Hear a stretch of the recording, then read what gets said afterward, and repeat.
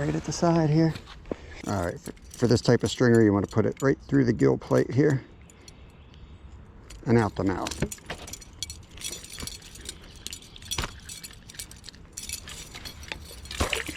Keeps your catch fresh. All right, let's switch up and put the worm on. Nothing on the worm right now. I'm going to switch to a lure. There we go, Joe's fly. Gotta be something by that rock.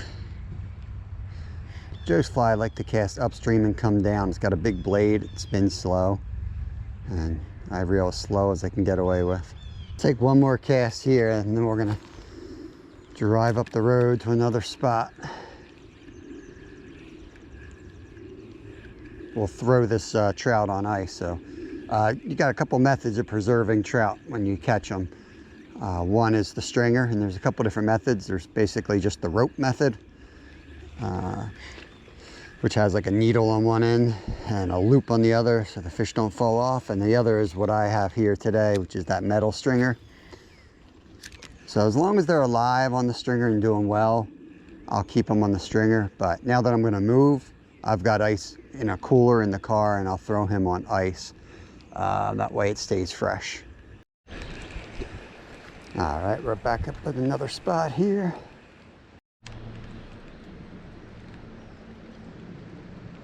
There we go, fish on.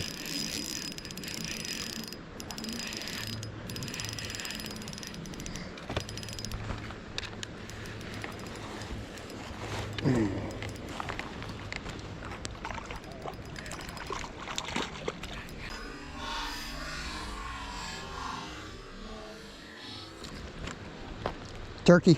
A beautiful morning out here. Just dropped off Lyle, Kevin at school.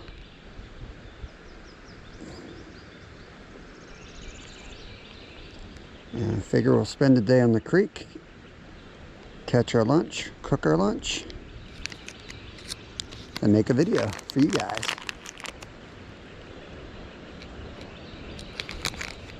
Appreciate everybody watching and coming along. See if we can catch something epic today or just lunch. Either way will work fine with me. Not giving up on the close water right here. It's a little bit of shade, could be one hiding in it.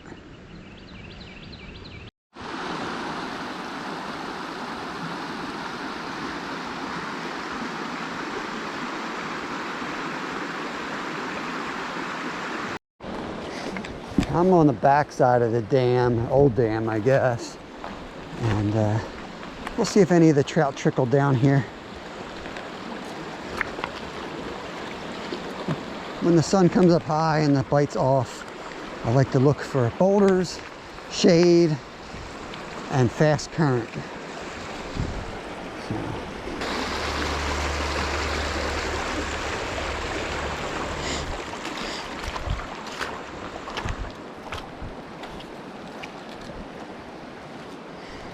Looks like a good spot to catch a trout.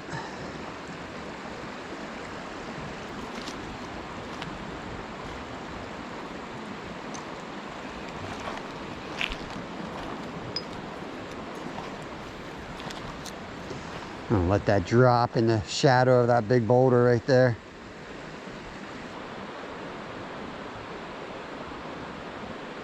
There we go.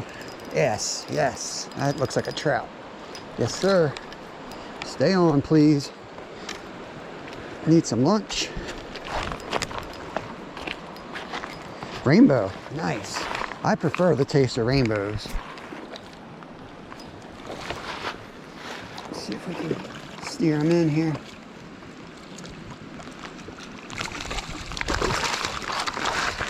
Okay, beautiful bow, beautiful. Get him up here. Okay.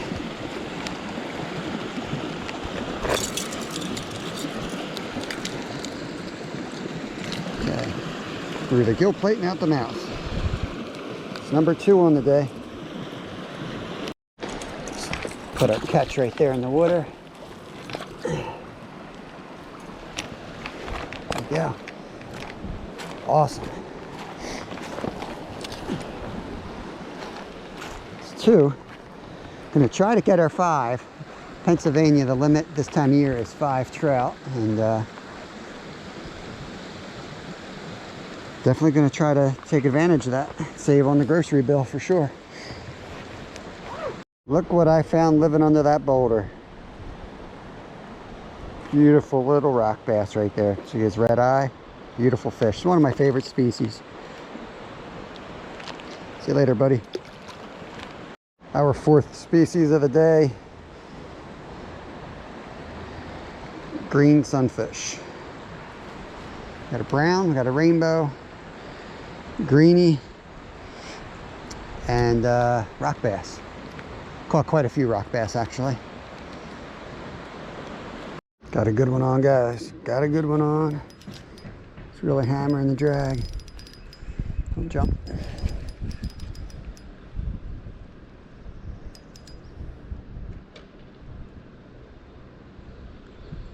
What a fighter. Not huge. Just a real good fighter.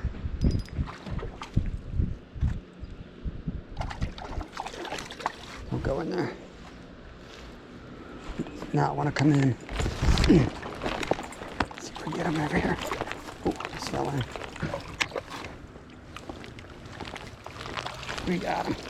We got him. Okay. Oh, hooked it through the gill, that's why.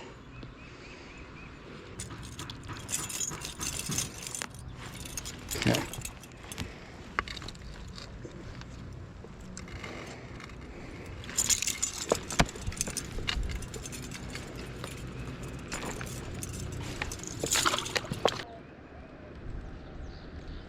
There we go, right here.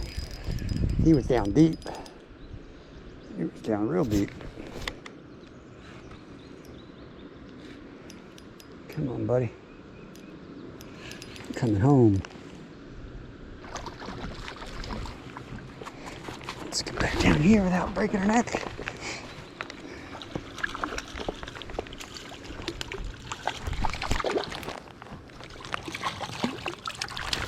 There we go. Number 4.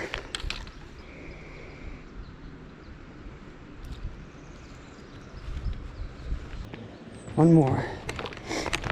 Now that one hit real close, guys. That was right here at the bottom of this boulder. It's hanging onto that shade right here. So let's try to get one more here.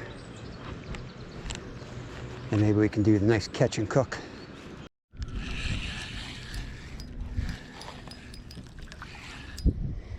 What we got here? Greenie. It's all the markings on his face.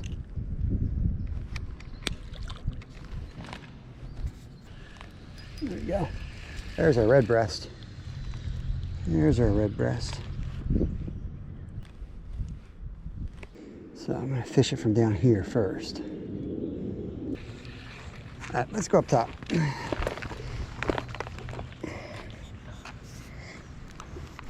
Gotta be able to pick up one from here.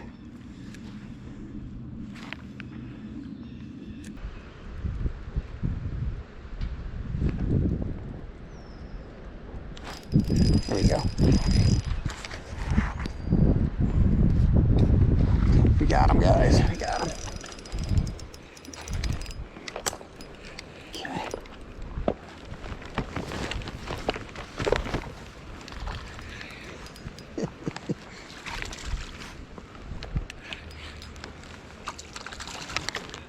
That's 5.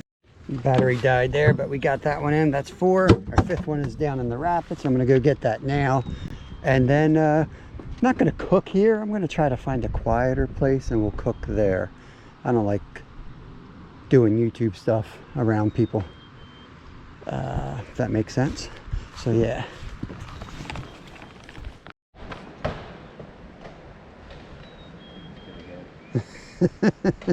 I'm going through like 3 jars of power bait. Is it the form stuff? Yeah. Do you want a piece of egg, like the egg? It holds on a lot better.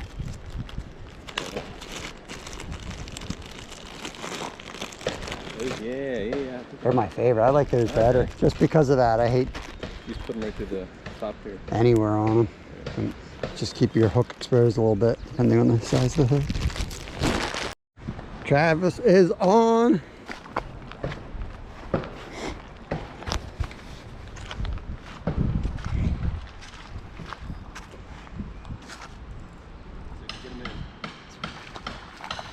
Is this 5 for you? Yeah. At a bow? Yeah. Nice. There we go. We both limited out within minutes of each other. That's a nice one. Swallowed that guy. Figures. Nice. Yeah. And here's yet a third type of stringer. Cole, you don't have a stringer. It's called the Amish stick here. Now to retrieve my fish. Here he is. Looks a little sad. Okay, let's get these guys home, cleaned up, and we'll cook them up. On this video, we're going to show you 3 different ways to clean the fish. First is the easiest. You're going to take the trout, come under the fin on an angle right behind the gills, and just cut the head right off. We're going to take the knife, going to go in the vent, and just slide it right up. Being careful not to cut your fingers. Just going to reach in, grab the guts. The guts come right out in like one handful. Then you have this, then you just have to clean the backbone. You'll see the black stuff there. Take your thumbnail and just, you'll see when you do that, most of it comes right out. The hard part's up in here. So I just turn the fish around. Get as much of it off and then take the hose to it.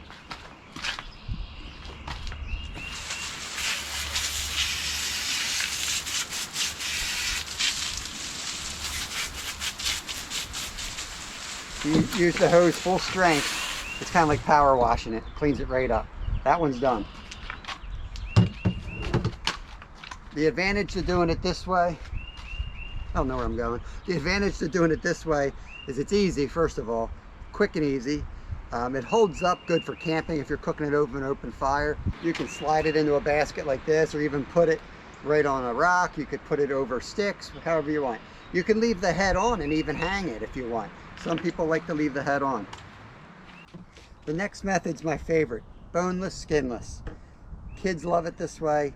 It's just, it's nice to not have any bones to deal with at all. So I'm going to cut down towards the backbone. We're going to start with a fillet.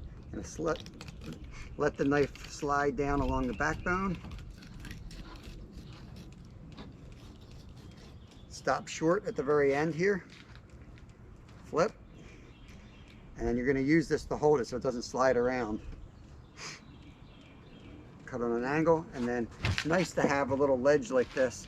You can use a 2x4 to get that blade flat, and then we're just going to skim it right down here.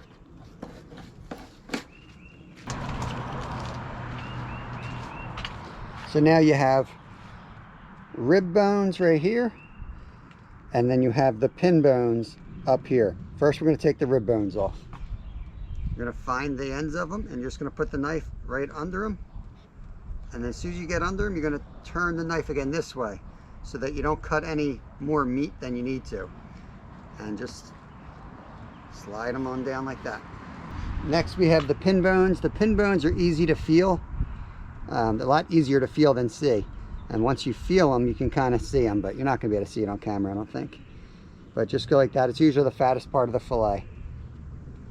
And want to cut those out. The way we cut them out is once we figure out exactly where they are, I'm going to put the knife under them towards the belly, and I'm going to cut up on about a 45-degree angle because they're angled towards the backbone. And then a little space on the other side, again same angle, all the way through.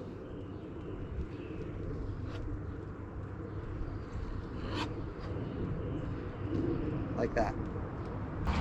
So now you have a boneless, skinless fillet. Nothing but meat. You don't have to worry about having any bones in your forkful. Kids love it. You can fry it that way, pan fry it that way, deep fry it that way. You can also leave the skin on. If I was going to smoke a fillet, I would leave the skin on. The reason being is you want that meat to be like falling apart. So it kind of works like a backing. It holds it all together. And what I do is I slit the meat a little bit and it'll just pull off the skin. I'll kind of show you what I mean on this next style. And this is my favorite way to smoke a trout. Again, first step's the same as the fillet. You're going to cut through to the backbone. Use that table ledge a little bit here. You're going to turn the knife.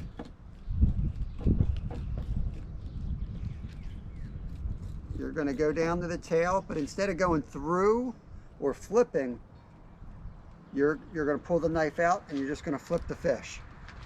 It might be easier to lay it like that. And now we're going to do the same thing on this side. Cut down to the backbone, turn the knife, slide it down the backbone. Now you get to about the same point. What you're going to do is you're just going to cut through now. And we're going to hang it like this. That's a nice way to dry them. I got to get the ribs and I got to get the pin bones off.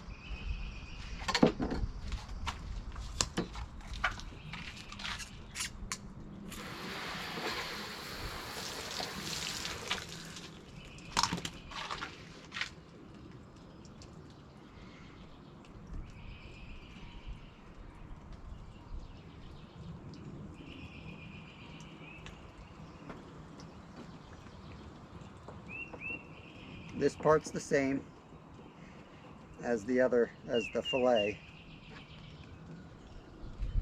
A little harder to get it off because it's holding onto the skin. Find the pin bones, make a cut under them, make a cut over them. They kind of stick to the skin here, so you kind of have to angle your knife, but it'll pull right up. You get to the end. Pin bones end about where the tail would start. All right, here's a key step. You're gonna take the fillet, lay it out, and you're gonna put cuts. I put 2 slices like this. Through the meat, not through the skin. This does 2 things. First of all, when you're hanging it to dry, and look in the description, I'll put the link to the video where you can see how we smoke these.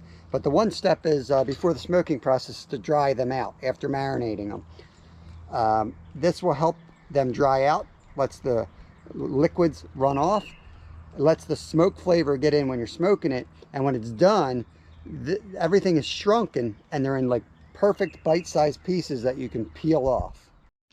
Now we're going to freeze 2 of the fillets, so I showed you this in other videos, but you may not watch those videos, so here's what I do. I take the bag, the Ziploc, I put the fish in it, obviously, submerge the meat, and what you're going to do is just kind of squeeze the air out, and you're going to roll it up, and all the air will come out of the bag this way.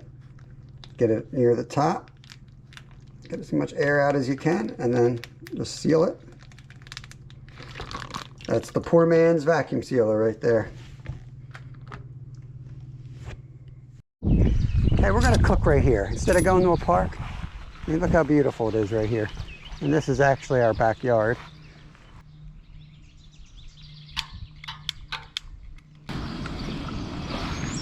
Good old fish oil. Guess we don't need 2 burners, do we? Turn that off.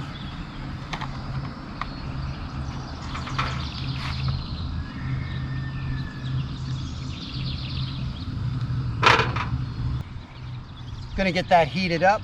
While the oil is heating, I've got some Louisiana, New Orleans style fish fry. So I'm going to take my fillets. Actually, I think I'm just going to use the rest of it.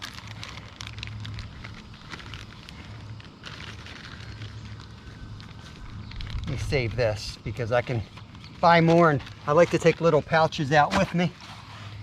I can use that again later. I can restock the car. I like to keep everything I need in the car to do some of these catch and cooks. Just gonna shake it up like that, and then once that's ready, drop it in. All right, that sizzle tells me it's done.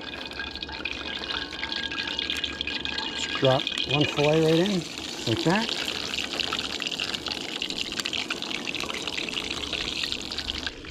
Let's get our fork and push that down. Make sure it's all covered. Oh yeah. It usually only takes 2-3 minutes on each side. Go by look. Want it to be golden brown. After we cook this, what we're gonna do is we're gonna take our scraps and I'm gonna put it under, well, let's go on the other side, the little clear pocket of water on the other side of this little bridge tunnel here. And we'll put one of the trout heads underwater with the underwater camera and see what comes up to eat it. I put the piece of fish right here under this rock.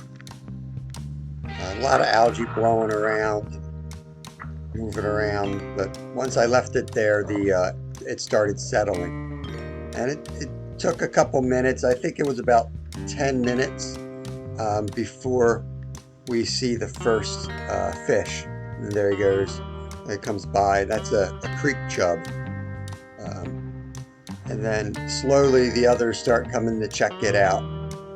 And what you're going to see is a mix of creek chubs here and black nose dace.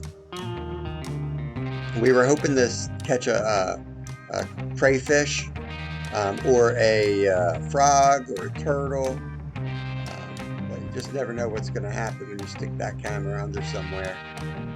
But it's still pretty cool to see the life of these little creek chubs in their secret hideaway. They're very active, and this is out in a spot I never see them, because as soon as I walk down there, they go to the deep end. So it's amazing what happens out in the wild when humans aren't out there. Get them chomping down.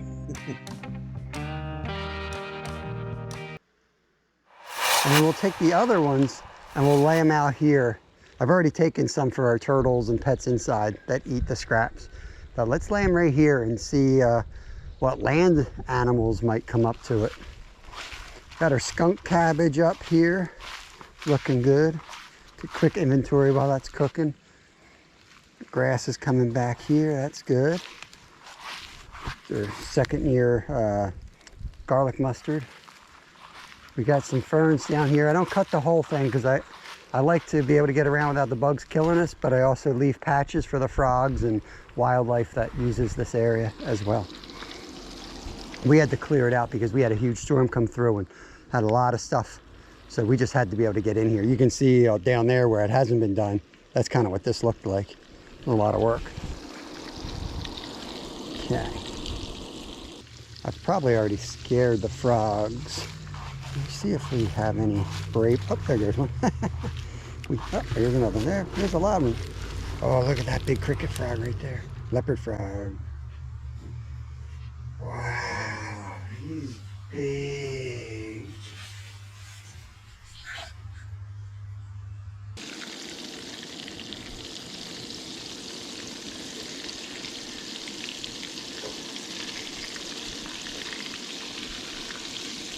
I'm keeping it real simple. When I'm outside, I find things taste better. I don't need lemon, tartar sauce, bang bang sauce, sriracha. Just fried like this. Tastes so good. I think that'll do it. Now this is about the third or fourth use of oil I've had with this. So I think it's time for this oil to return to nature. I did not bring a plate. Let me see if I can maybe pour. Ooh, that's hot. Use my shirt. This looks like an accident waiting to happen here. Pour this out in the field a little bit. Oh, you know what? Let me pour it over the fire. Fire pit at least.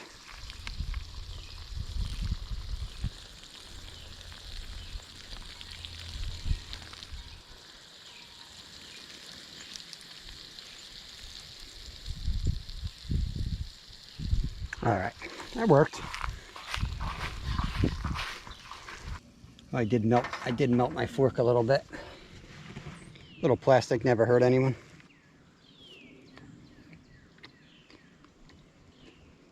A little hot. Wow. That's so good. I think I'll just kind of walk around and inventory my backyard a little bit. Let this cool while I walk.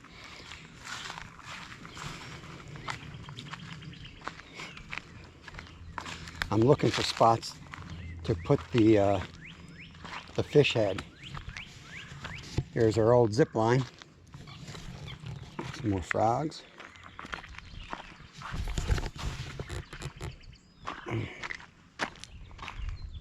I'm looking for crayfish, basically. It's what I want to see.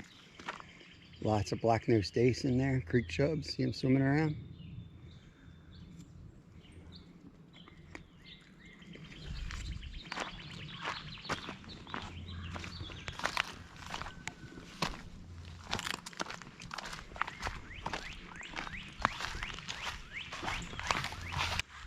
It's so important to know how to prepare your food, how to clean your food.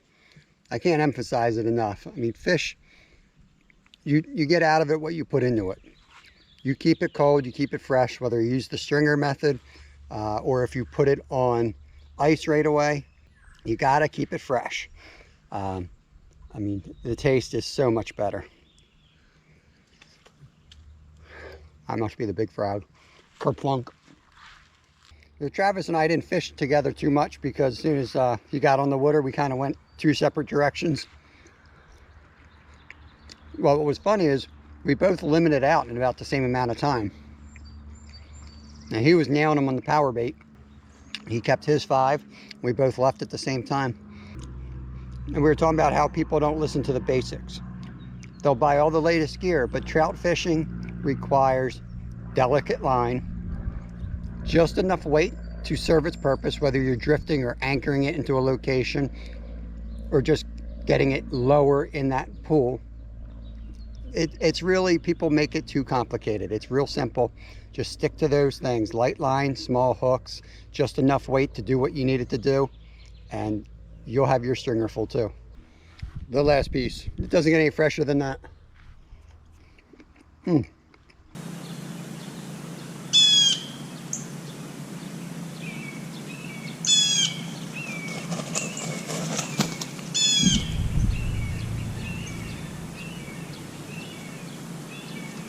Well, guys, this is what happened when I put the scraps down, and Fish Head Ray gave me an extra GoPro, gave Kevin extra GoPro.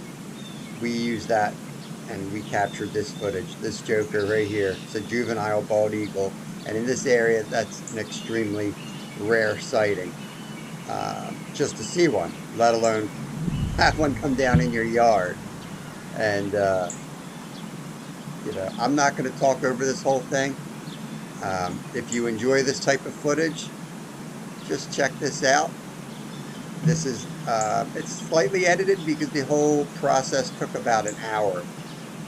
But what you're going to watch here, and I'll tell you what you're going to see, and then I'll shut up and leave you at peace here, take in the scenery.